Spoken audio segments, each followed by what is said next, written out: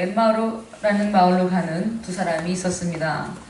그날은 예수님이 십자가에서 죽으시고 3일이 되는 날이었습니다. 사실 이 두 사람은 예수님의 제자였던 사람들이었습니다. 예수님이 예루살렘으로 입성하실 때까지만 해도 두 사람의 마음은 기대와 설렘으로 가득했습니다. 예수님이 그간 보여오신 행보로 미루어 봤을 때 예수님은 분명히 이스라엘 사람들을 로마의 압제로부터 구원하실 분이라고 생각했기 때문입니다. 그런데 그들의 기대가 산산조각이 났습니다.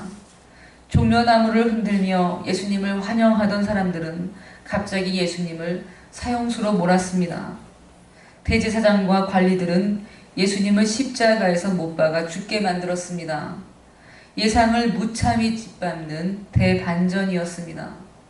고통받는 모든 이의 소망이요, 치유자요, 능력 있는 선지자로 주목을 받던 예수님은 너무나 힘이 없이 저항 한 번 하지 않으시고 십자가 형틀에서 죽고 말았습니다.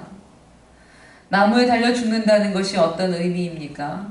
유대인들은 하나님께 저주를 받은 사람이 나무에 달려 죽는다고 생각을 합니다. 그러니까 예수님은 사람들을 구원할 분으로 주목을 받으시다가 일순간에 하나님의 저주를 받은 사형수의 자리로 떨어진 것입니다. 유월절을 지키기 위해 예루살렘으로 올라왔던 사람들 중에서 예수님이 처형되시는 것을 모르는 사람이 없었습니다. 그만큼 예수님의 죽음은 충격이었습니다. 엠마오로 가고 있던 이 두 사람에게 요 며칠은 극심한 혼란과 충격의 시간이었습니다. 저는 엠마오로 걸어가는 제자들의 모습을 묵상해 보았습니다. 이들은 순례를 온 사람들이 아니라 예수님의 제자들이었습니다. 그러니 이들은 엠마오로 간다는 것이 그간 예수님과 함께 했던 시간을 뒤로 하고 낙향하고 있었던 것으로 보아야 합니다. 예수님을 따르던 그들은 그간 꿈꾸었던 소망, 하던 일을 다 내려놓고 너무나 무거운 마음으로 길을 걸어갔을 것입니다. 사랑하는 여러분, 저는 엠마오로 걸어가는 제자들의 모습에서 수많은 그리스도인들의 어두운 단면을 봅니다. 예수님과 함께 했던 시간들을 그저 추억으로 돌리고 지친 모습으로 주님을 떠나는 사람들이 주변에 참 많이 있습니다. 교회 안에서도 사정은 마찬가지입니다. 주님을 따르려 했던 순수했던 마음이 퇴색하고 삶의 어려움이 닥치자 형식적인 신앙생활에서 타성에 젖어버린 사람들이 이 본문을 통해서 떠오르는 것입니다. 15절 16절을 우리 같이 한번 읽어보겠습니다. 15절 16절입니다. 그들이 서로 이야기하며 문의할 때에 예수께서 가까이 이르러 그들과 동행하시나 그들의 눈이 가리어져서 그인 줄 알아보지 못하거늘. 아멘. 대개 그런 사람들의 눈은 가리어져 있습니다. 예수님이 찾아오셨지만 알아보지를 못합니다. 예수님이 그간 함께하며 하신 말씀들을 기억하지도 못합니다. 말씀의 삶을 산다는 것이 무엇인지를 모릅니다. 예수님을 믿는다고는 하지만 지금 현실에 눌려서 쉽게 의기소침합니다. 주님과 함께 하겠다고 결심을 해도 닥쳐온 현실의 마음을 빼앗겨서 쉽게 주저앉습니다. 예수님은 지금 예루살렘에서 기다리고 계시는데 계속해서 살던 엠마오로 눈길을 돌립니다. 예수님이 살아계셔서 지금 동행하고 계시는데도 그들은 알지 못합니다. 이전에 살던 대로만 돌아가려고 합니다. 사랑하는 여러분, 꼭 기억하셨으면 좋겠습니다. 누구에게나 예수님이 찾아오십니다. 아멘. 믿으시길 바랍니다. 아멘. 누구에게나 예수님은 찾아오십니다. 아멘. 내 눈에 보이지 않는다고 해도 예수님이 바로 내 앞에, 내 마음에 계십니다. 우리 교인들 중에는 아직 예수님을 영접하지 못하신 분도 계십니다. 이분들에게도 예수님은 바로 앞에 계십니다. 사랑하는 여러분, 그것을 아셔야만 합니다. 예수님이 죽으시기 전에는 어떻게 계셨습니까? 사람들 옆에 눈에 보이게 계셨습니다. 같이 먹고 마시며 실제 하시는 모습으로 계셨습니다. 그러나 부활하신 예수님은 다르십니다. 부활하신 예수님을 알아보는 것은 육신의 눈으로 보는 것이 아닙니다.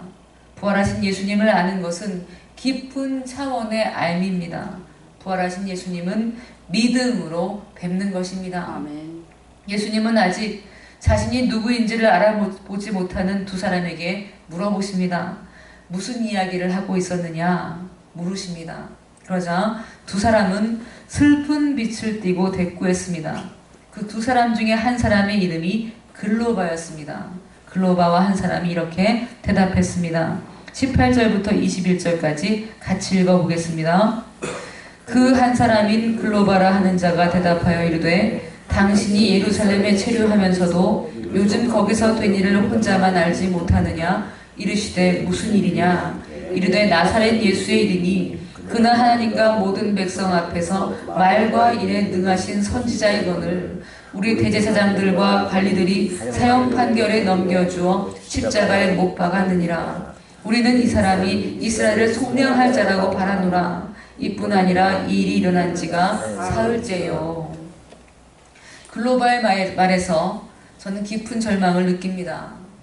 당시 예수라는 이름은 참 흔한 이름이었습니다. 그래서 나사렛 예수라고 이렇게 구분을 지어서 불렀습니다. 나사렛 예수는 하나님과 모든 백성이 다 인정하는 말과 행동이 힘 있는 선지자다. 그런데 대제사장들과 관리들이 십자가에서 못을 박았다. 그가 이스라엘을 로마에서 구원할 자라고 우리는 믿고 있었는데 벌써 돌아가신 지가 4일이나 지났다. 이렇게 말했습니다. 이게 무슨 말입니까? 이제는 끝이다. 소망이 끊겨서 너무나 슬프다. 그래서 이제 나는 집으로 돌아가련다. 이런 말입니다. 거기다가 절망하고 있던 이분들에게 이상한 소리가 들려왔습니다. 22절부터 24절도 같이 읽겠습니다. 또한 우리 중에 어떤 여자들이 우리로 놀라게 하였으니 이는 그들이 새벽에 무덤에 갔다가 그의 시체는 보지 못하고 와서 그가 살아나셨다는 천사들의 나타남을 보았다 함이라. 또 우리와 함께 한 자 중에 두어 사람이 무덤에 가 과연 여자들이 말한 바와 같음을 보았으나 예수는 보지 못하였느니라 하거늘. 이 두 사람이 더 힘든 이유가 있다면 도저히 받아들일 수 없는 소문 때문이었습니다. 이 일로 인해서 이 사람들이 참 많이 놀랐습니다. 마음이 진정이 안 되었다는 말입니다. 무덤에 갔더니 예수님의 시체가 사라졌다는 소식이 들려왔습니다. 제자들의 무리에 있던 여자들이 말하기는 천사를 만났다고 합니다. 그 천사들이 예수님이 살아나셨다고 알려주셨다고도 했습니다. 또 남자 제자들 중에서도 무덤이 빈 것을 확인했다는 말도 덧붙였습니다. 이 사람들이 왜 이렇게 말을 할까요? 혹시나 예수님이 살아났을지도 모른다고 생각했을까요? 아마 아닐 것입니다. 그들은 낙심했습니다. 이런 뜬 소문이 도는 것은 다 부질없는 일이라고 생각했습니다. 예수님의 시체가 사라졌다는 사실 때문에 온갖 기괴한 소문이 돈다고 생각했을 것입니다. 만일 이 사람들이 예수님의 부활을 믿었다면 그들이 이렇게 힘없이 엠마오로 향하고 있지는 않았을 것입니다. 사랑하는 여러분, 우리들은 어떻습니까? 저는 본문의 두 사람의 모습에서 우리들의 모습을 발견하는 것입니다. 이 사람들은 예수님이 3일 만에 다시 살아나실 것이라고 말씀하신 것을 들었던 사람들입니다. 예수님이 직접 말씀해 주셨습니다. 3일 만에 다시 살아나실 것이라고 말씀해 주셨습니다. 그런데도 믿지 못했습니다. 지금 생각조차 하지 못했습니다. 만약 제자들이 예수님이 부활하셨을지도 모른다고 조금이라도 희망을 가지고 있었더라면 그렇게 무기력하게 숨어있지 않았을 것입니다. 이렇게 낙담하면서 지친 발걸음으로 엠마오로 돌아가지도 않았을 것입니다. 우리는 예수님이 부활하셨다는 사실을 어떻게 받아들이고 있는지 생각해 보아야 합니다. 사랑하는 여러분, 예수님은 살아나셨습니다. 아멘. 그래서 승천하셨습니다. 아멘. 그리고 성령을 보내셨습니다. 아멘. 성령께서 우리와 함께 하십니다. 아멘. 무슨 뜻입니까? 부활하신 예수님이 지금 우리와 함께 하신다는 말씀입니다. 아멘. 그런데 우리는 어떻습니까? 바로 옆에 예수님이 계시는데도 여전히 낙심하고 있는 두 제자와 다르지가 않습니다. 예수님이 살아계신다는 것은 너무나 오래도록 들어왔던 말씀인데도 실감이 나지를 않는 것입니다. 난 여전히 힘듭니다. 낙심이 됩니다. 어려움을 겪을 때마다 지치고 고납니다. 교회에 나와서 예배를 드리며 말씀 속에서 은총을 누리고 부활의 주님이 명하신 대로 제자로 살기로 결단하기보다는 이 힘든 상황은 무기력하게 받아들이고 싶어집니다. 예수님을 믿어서 변화된 것이 전혀 없어 보입니다. 눈으로 보기에 나아진 것이 없습니다. 예수님을 따르는 것이 짐처럼 느껴질 뿐입니다. 결단도 쓸모없어 보이고 어떤 범주 안에서만 예수님을 믿어보려고 합니다. 온전히 예수님을 따르는 일은 왠지 내키지가 않습니다. 그런 우리에게 예수님이 찾아오셔서 무슨 이야기들을 하고 있느냐 물으셨습니다. 이 말은 무슨 뜻입니까? 지금 너는 어떤 모습이냐고 물어오신 것입니다. 사랑하는 여러분, 우리가 우리 모습이 어떤지를 돌아보지 않으면 부활하신 예수님을 받아들일 수가 없습니다. 우리는 믿음이 좋은 사람들이 아닙니다. 우리는 보는 것에 마음을 빼앗깁니다. 예수님이 함께 하신다는 사실을 쉽게 망각합니다. 예수님을 전적으로 따른다는 것이 왠지 불편합니다. 왜냐하면 예수님이 살아계셔서 지금 내 삶을 주관하신다는 사실을 온전히 믿지 못하기 때문입니다. 예수님이 계신 줄은 알지만 나와는 관련이 없어 보입니다. 예수님이 계시지만 지금 내 삶을 바꾸고 계시다는 것을 믿을 수가 없습니다. 왜냐하면 내 눈에 변화가 없기 때문입니다. 왜냐하면 나는 여전히 힘들기 때문입니다. 정확하게 말하면 내가 힘들다고 선포하고 있기 때문입니다. 그런 예수님에게, 그런 우리에게 예수님은 이렇게 말씀하십니다. 25절부터 26절을 같이 읽겠습니다. 이르시되 미련하고 선지자들이 말한 모든 것을 더디 믿는 자들이여, 그리스도가 이런 고난을 받고 자기의 영광에 들어가야 할 것이 아니냐 하시고. 아멘. 뭐라고 하십니까? 미련하고 더디 믿는 자들아, 이렇게 말씀하셨습니다. 이 말씀은 책망의 말씀입니다. 미련하다는 말은요, 이해를 못한다 이런 말입니다. 왜 말씀을 보면서도 이해를 못하느냐, 왜 믿지를 못하느냐, 호되게 질책하시는 말씀입니다. 너희가 그동안 보아왔던 구약 성경에서 말하고 있지 않느냐, 그리스도는 고난을 받아야만 영광에 들어간다는 사실을 아직도 모르고 있느냐, 이렇게 말씀해 주셨습니다. 사랑하는 여러분, 고난은 영광으로 들어가는 문입니다. 아멘. 고난이 없이 영광이 없습니다. 대개 예수를 따르기로 결단하는 사람들은 예외 없이 고난의 시간이 찾아옵니다. 누구도 예외가 없습니다. 성경이 증언합니다. 모세의 시련을 여러분이 아실 것입니다. 80년이나 그는 기다려야 했습니다. 다윗도 왕이 되기 전에 얼마나 모진 세월을 겪어야만 했습니까? 선지자들의 삶도 고단했습니다. 하나님과 동행하는 세월을 겪는 동안 시련이 없는 사람은 단 한 사람도 없었습니다. 그런데 왜 메시아의 고난을 이해하지 못하냐는 예수님의 질책입니다. 고난이 영광으로 들어가는 문이라는 진리는 지금 우리에게도 해당합니다.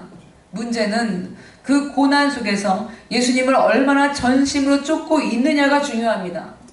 고난은 우리 삶의 필수적인 코스이지만 어떤 사람들은 고난 속에서도 정신을 차리지 못합니다. 여전히 자기 삶을 바꾸지 않습니다. 전적으로 예수님을 따르지 못합니다. 나는 이 정도만 예수님을 따르겠어. 여기까지만이야. 나는 세상의 욕심을 다 버릴 수가 없어. 조금은 누리고 살겠어. 그리스도의 삶의 원칙이 십자가라는 것 나는 받아들일 수가 없어. 이렇게 고난의 시간에 훈련되어야 할 것들을 밀쳐버리고 맙니다. 사랑하는 여러분, 하나님은 우리를 훈련하시는 분이라는 사실을 알아야 합니다. 하나님의 사람 중에 하나님의 조련을 받지 않은 사람이 어디에 있습니까? 하나님의 징계를 받지 않은 자녀가 어디에 있습니까? 고난의 때는 강도 높은 훈련의 때입니다. 여러분, 광야를 어떻게 걸어갑니까? 목숨을 걸고 걸어갑니다. 물이 없습니다. 먹을 것이 없습니다. 바람이 모지게 불면 몸으로 버텨내는 것밖에는 방법이 없습니다. 시야가 가려집니다. 밤에는 극심한 추위, 낮에는 뜨거운 열기로 숨을 쉬기가 어렵습니다. 광야의 때는 하나님의 조련을 받는 때입니다. 그분의 뜻대로 순종하기를 배우는 시간입니다. 그렇기에 고난의 때에 예수를 전적으로 따르지 못하는 사람은 고난이 지나간다고 해도 여전히 예수님을 따를 수가 없습니다. 사랑하는 여러분, 고난의 때에 부활하신 예수님을 발견하지 못한다면 얼마나 비극입니까? 우리는 우리 현 주소를 알아야만 합니다. 특별히 고난의 때에 있다면 그 시간 축복의 시간이며 특별히 하나님의 훈련의 시간입니다. 하나님의 훈련의 시간에 부활하신 예수님을 발견하시기를 바랍니다. 아멘. 겸손한 마음으로 예수님의 지도하심에 전적으로 따르겠다고 결단하십시오. 아멘. 엠마오로 가고 싶어하는 내 마음을 돌려 세우십시오. 주여. 말씀과 성경의 증언을 망각한 채로 현재 벌어진 일 앞에서 우왕좌왕 갈피를 못 잡고 있는 내 자아를 주님 앞에 겸손히 내놓으십시오. 아멘. 주님 불쌍히 여겨달라고, 주여. 부활의 주님을 믿고 따르며 주님의 뜻대로 살 수 있도록 해달라고 기도하시기를 바랍니다. 아멘. 사랑하는 여러분, 고난은 영광으로 들어가는 문입니다. 아멘. 누구도 예외가 없습니다. 주여. 그리스도께서 영광을 얻으셨습니다. 부활하셔서 하나님 보좌 우편에 앉아서 세상을 다스리고 계십니다. 친히 죽음을 이기셔서 지금 우리가 죽음을 이기시도록 첫 열매가 되어 주셨습니다. 아멘. 친히 슬픔과 고통을 짊어지셔서 우리가 슬픔과 고통을 능히 이길 수 있도록 해 주셨습니다. 아멘. 예수님이 십자가에서 죽으셨기 때문에 우리의 죄도 죽었습니다. 아멘. 예수님이 부활하셨기 때문에 우리가 예수님과 같은 영광을 얻었습니다. 아멘. 예수님도 고난을 당하셨습니다. 그래서 영광을 입으셨습니다. 아멘. 그런데 하물며 우리에게 고난은 원망할 것이 아닙니다. 주여. 죄로 죽을 뻔했던 우리가 그리스도로 말미암아 영광을 얻었습니다. 아멘. 영광이 우리의 것입니다. 아멘. 이 땅에서의 고난은 분명히 영광이 있습니다. 아멘. 믿으시기를 바랍니다. 아멘. 오늘 우리는 예수님의 책망에 귀를 기울여야 합니다. 주여. 왜 이해하지 못하는가? 성경에 기록된 것을 왜 믿지 못하는가? 주여. 말씀하십니다. 27절을 같이 읽겠습니다. 이에 모세와 모든 선지자의 글로 시작하여 모든 성경에 쓴 자기에 관한 것을 자세히 설명하시니라. 아멘.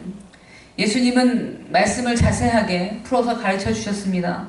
글로바와 또 한 사람은 예수님의 말씀을 듣는 동안에 마음이 뜨거워졌습니다. 그리고 예수님의 말씀을 더 듣고 싶어졌습니다. 그래서 예수님을 강권해서 집으로 초대했습니다. 29절입니다. 그들이 강권하여 이르되 우리와 함께 유하사이다. 때가 저물어 가고 날이 이미 기울었나이다 하니 이에 그들과 함께 유하러 들어가시니라. 아멘. 사랑하는 여러분, 부활하신 예수님의 말씀을 늘 가까이 두십시오. 아멘. 하나님의 말씀을 묵상하며 늘 가까이에 두십시오. 아멘.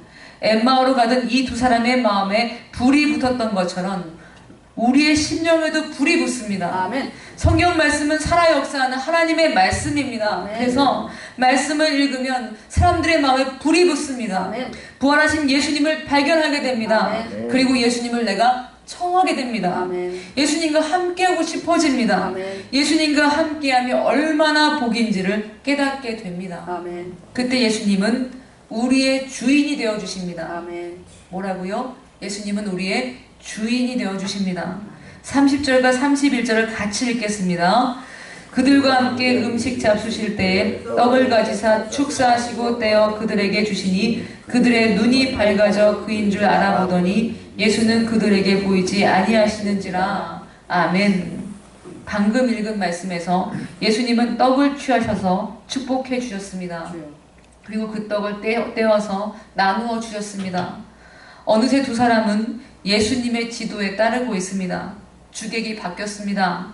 예수님을 찾고 예수님을 초청한 사람에게 임하는 복입니다. 아멘. 예수님이 주인이 되어주시는 복입니다. 아멘. 예수님이 주인이 되어주시니 글로바 다른 한 사람의 눈이 밝아졌습니다. 주여. 예수님이신 줄 드디어 알아보게 되었습니다. 그러자 예수님이 사라지셨습니다. 예수님이 주인이 되어서 살아가는 사람들에게는 예수님이 언제나 느껴집니다. 아멘. 예수님이 눈에 보이실 필요가 없습니다. 예수님으로 이미 살아가고 있기 때문입니다. 아멘. 사랑하는 여러분, 부활하신 예수님과 함께하는 삶을 살기를 원하신다면 예수님이 나의 주인이심을 받아들이시기를 바랍니다. 아멘. 예수님을 내 삶에 초청하시기를 바랍니다. 아멘. 그분의 말씀에 귀를 기울이고 예수님의 지도하심으로 살겠다고 결단하시기를 바랍니다. 아멘. 예수님이 주인이 되시면 자유합니다. 주여. 예수님의 자유가 우리의 자유가 됩니다. 아멘. 예수님의 부활의 능력이 우리의 것입니다. 아멘. 광야의 길이 열립니다. 예수 그리스도와 연합합니다. 아멘. 예수님의 것이 우리의 것이 됩니다. 아멘. 믿으시기를 바랍니다. 아멘. 부활하신 예수님을 만나게 된 두 사람은 어떻게 되었습니까? 33절을 같이 읽겠습니다. 곧 그때로 일어나 예루살렘에 돌아가 보니 11 제자 및 그들과 함께한 자들이 모여 있어. 아멘. 그들은 엠마오로 가던 길을 돌려서 예루살렘으로 돌아갔습니다. 예수님의 부활이 사실인 것을 알았기 때문에 그 부활하신 예수님을 만났기에 이제는 더 이상 거침이 없었습니다. 두 사람은 부활하신 예수님을 증거하기 위해서 돌아갔습니다. 마침 예루살렘에는 11사도와 제자들이 모여 있었습니다. 시몬 베드로에게도 부활하신 예수님이 나타나셨다는 소식이 들려왔습니다. 35절입니다. 같이 읽겠습니다. 두 사람도 길에서 된 일과 예수께서 떡을 떼심으로 자기들에게 알려지신 것을 말하더라. 아멘. 사랑하는 여러분, 부활하신 예수님을 만난 사람들은 예수님이 주인이 되신 삶을 살아갑니다. 그리고 평생을 부활하신 예수님을 증거하는 삶을 살아갑니다. 아멘. 저는 왜 우리의 신앙생활에 힘이 없는지 곰곰이 생각해 봤습니다. 그것은 증거하지 않기 때문입니다. 부활하신 예수님을 증거하는 삶을 살면 다른 사람에게도 유익하지만 결국 나 자신에게 가장 유익합니다. 생명은 흘러가는 것이기 때문입니다. 내게 생명이 넘칠 때 생명은 흘러갑니다. 아멘. 부활의 능력을 사는 사람에게는 생명이 있습니다. 그 생명이 흘러 넘칩니다. 아멘. 글로바와 다른 한 제자의 삶이 그 후로 얼마나 놀랍게 바뀌었을지는 우리가 의심할 여지가 없습니다. 예수님의 제자들은 처음에는 부활을 믿지 못했던 사람들입니다. 그런데 그들이 부활하신 예수님을 만나고 그리고 나서 삶이 완전히 역전되었습니다. 목숨을 내놓고 예수님을 증거합니다. 잔인하게 사형을 당하면서도 예수님을 향한 믿음을 굳건히 붙들었습니다. 유대인들의 출교에도 굴하지 않았습니다. 자신의 일생을 복음을 위해서 기꺼이 바치는 삶을 살았습니다. 예수님의 부활이 진실이었기 때문에, 부활하신 예수님을 만났기 때문에 변화된 삶을 살게 된 것입니다. 아멘. 전 여러분께 묻고 싶습니다. 부활하신 예수님을 만나셨습니까? 아멘. 전적으로 예수님을 따르고 계십니까? 예수님이 주인이 되시는 삶을 살고 계십니까? 부활을 증명하는 삶을 살고 계십니까? 지난주에도 말씀드렸듯이 부활은 논리로 증명하는 것이 아니라 살아내는 것입니다. 아멘. 부활이 내 삶에 드러나도록 하는 것으로서 우리는 부활을 증명하는 것이라고 말씀드렸습니다. 아멘. 사랑하는 여러분, 부활의 주님과 함께하며 부활을 증명하는 삶을 사십시오. 아멘. 부활의 증인이 되십시오. 아멘. 부활의 아름다운 절기에 부활의 능력으로 새로워지며 부활의 증인으로서의 복된 삶을 사시기를 예수 그리스도의 이름으로 축원드립니다. 아멘. 기도하겠습니다.